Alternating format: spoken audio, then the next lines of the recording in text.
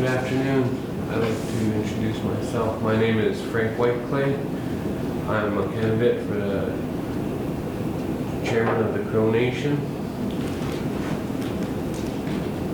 My parents are Rebecca Buffalo, Dennis Buffalo. My grandparents are Philip and Peggy, Philip Whiteclay and Peggy Plentyhoots. I'm a member of the Big Lodge clan and a child of the Big Lodge clan. My Crow name is Chewasa, First Bear. I have 2 terms as a Black Lodge district representative for the Crow legislative branch. In that time, I served as Speaker of the House. I've served as Finance Committee Chair, Judicial Committee Chair, Natural Resource Chair, and many of those running in conjunction. Today, introducing myself and my plans for the Crow Nation. My work experience, I've worked in the Crow Tribe IT department with an emphasis in the finance department for 3.5 years. At that time, under the Old Cal administration, we rebuilt a lot of the infrastructure that was needed at that time. And as a network manager for the internet systems, we've connected all of the communities in the Crow Reservation and provided Wi-Fi during the Crow Fair celebration. And during the same tenure, we worked alongside grants and programs, 638 state and federal, to make sure they're compliant and get them the technology they need. I'm running for the chairman candidacy because I want to see change in this. We have a lot of different areas and problems, but they can be fixed. There's a lot of things we can do to make sure that our people prosper, not only survive, but thrive. I want to emphasize on the 638 programs, especially the Head Start program, the recovery, and the trash program. Those are one of the main things, but first order of business, what we need to do is financial audit, and see where the tribe sits financially and what we can need to do to create more jobs for the Crow Reservation. Right now, the biggest thing is constitutional reform. The Constitution is 19 years old haven't been changed. We need this reform, and we need to strengthen this Constitution for all people to benefit from this. The government serves the people, and we need to make this Constitution stronger.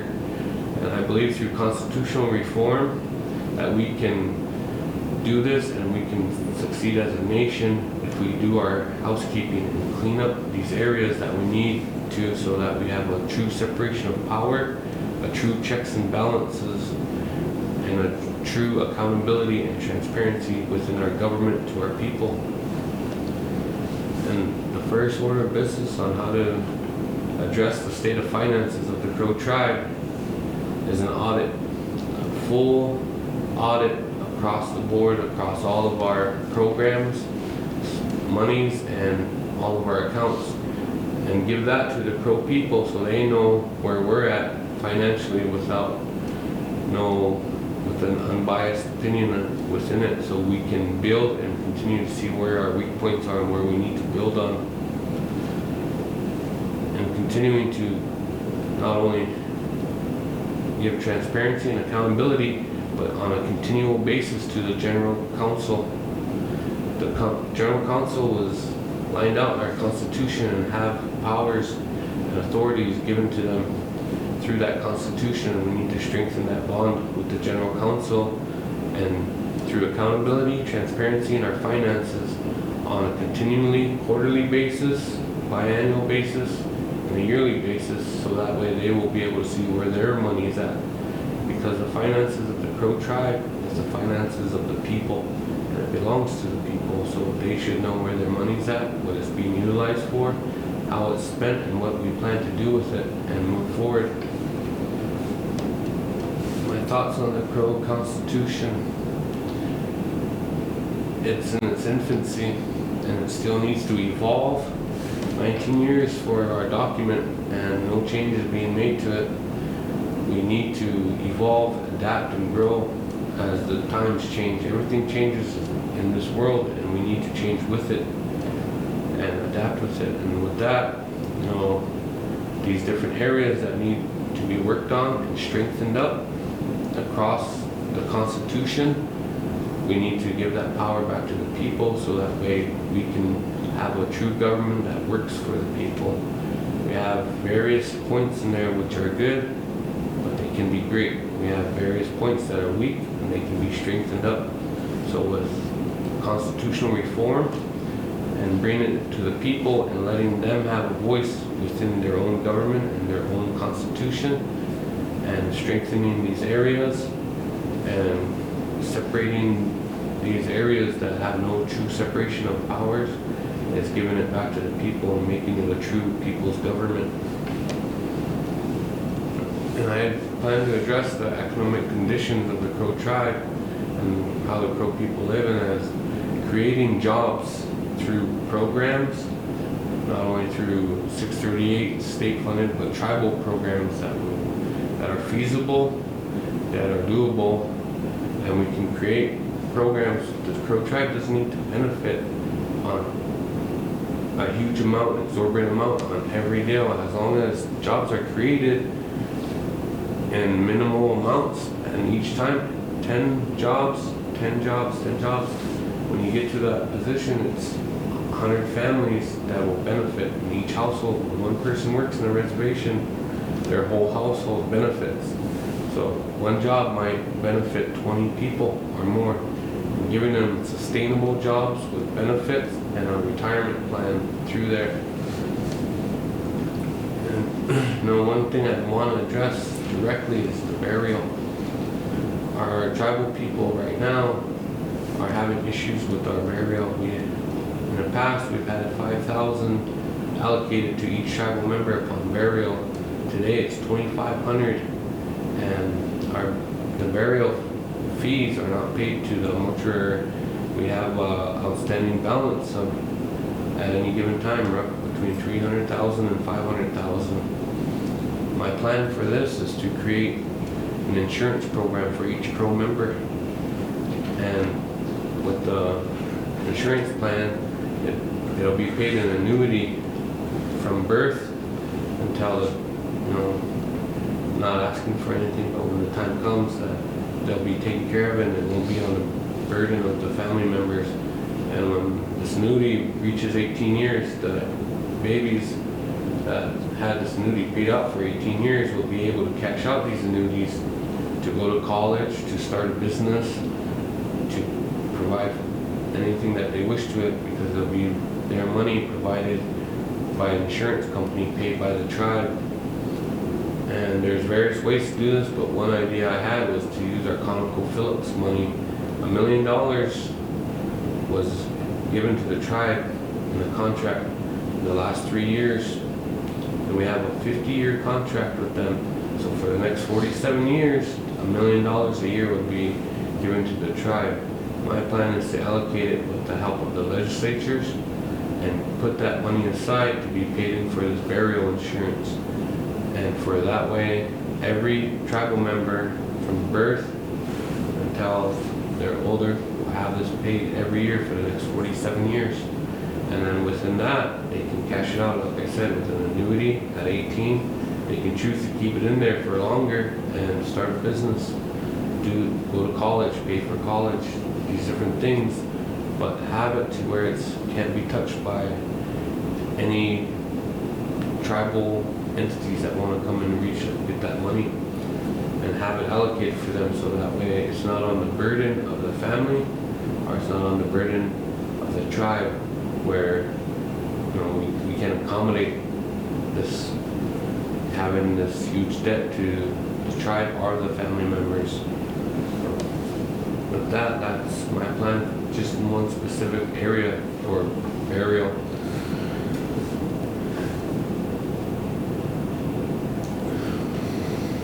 to address the balance of power between the three branches of government. The balance of power and checks and balances as late, there's no accountability within the three branches to create laws and to have a set of consequences within these laws for each branch within the tribe.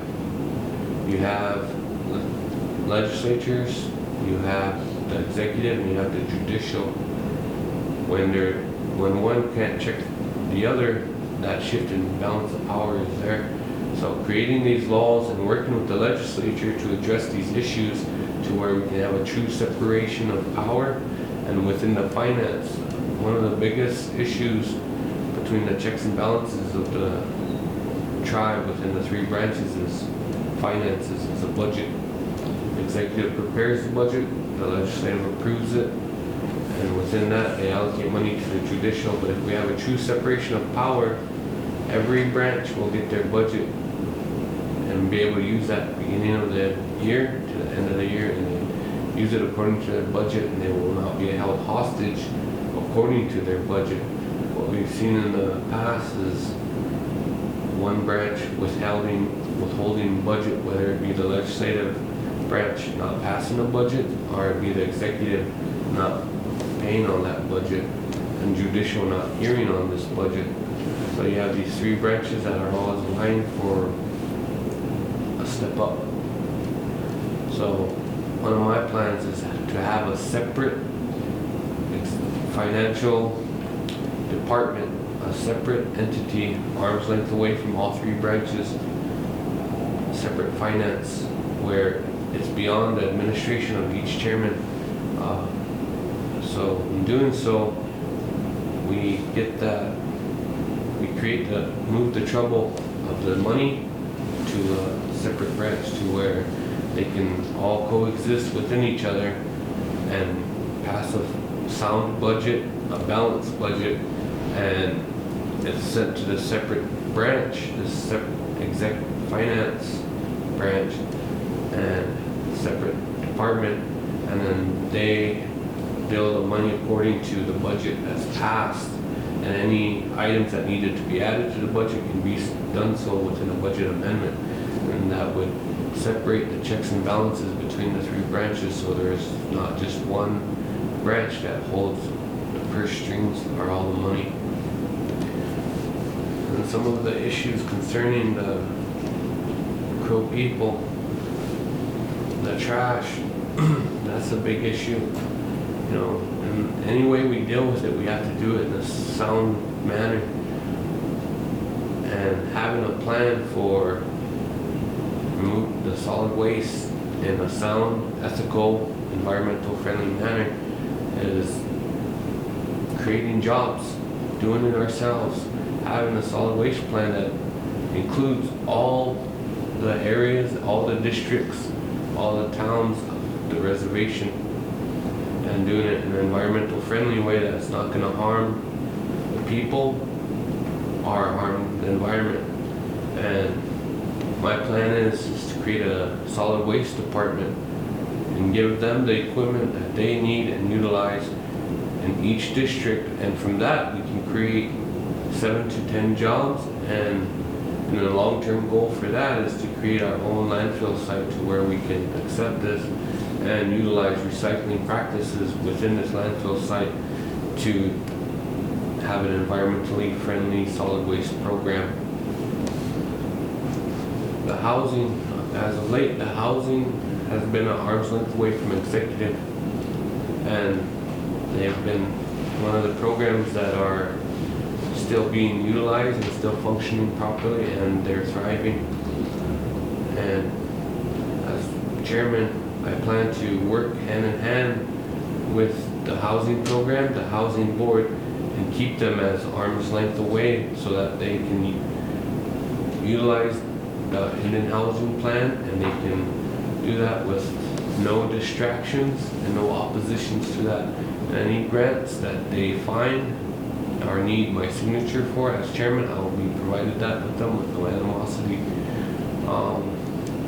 In my own experience, we've had grants that come and go because we cannot get the business at hand done. We can't get the signatures where they need it to be. We cannot get these things, but as chairman, I will address these issues accordingly. And we need to have housing clusters in every district, so that way people from every district can live in their district if they choose to. But also we need a tribal housing plan that utilizes loan programs for professionals that don't meet the low income requirements, so that we can help these people come in and purchase their own home and not punish them for being successful. So we don't have to have people commute from Billings, Hardin, Sheridan, all these long areas because they want to work and live in the reservation. So we need to utilize programs, help them along to get these loans so that they can purchase their own homes, live in their area, live in the district, or live on their own land that's been given to them. So, with the housing plan, it's not just low income that we need to look at. We need to look at all aspects of housing, from utilizing low income, utilizing home loans for the people with a higher income, so that way we can create a home for them to come to. And we all say, go get educated and come back home, but we have to create a place for them to come home to. We have to create these jobs that have benefits, that have a long-term retirement plan for them, and we have to have housing available for them so they can get their education and have a good place for them to come back to. The infrastructure for this whole area, we have grants, we have settlement, we have a water settlement that's been concentrating on the irrigation project to the benefit of non-tribal members. My plan when I become chairman is to utilize the municipal rural infrastructure to create lasting infrastructure within each township and connect to the rural areas to give them the infrastructure so we can create these housing structures. Every portion of each plan has to go hand in hand and work together. And I plan to work together with the legislature, with the judicial, and get the things that we need on the Crow Reservation so we can create a good, strong society and bring the educated people back into our reservation, but give them a solid home to come to and a solid economic state, so that way they have stability and we can create a lasting society beyond my administration, beyond for the next 10, 20 years, make long-term goals and long-term plans. Oh,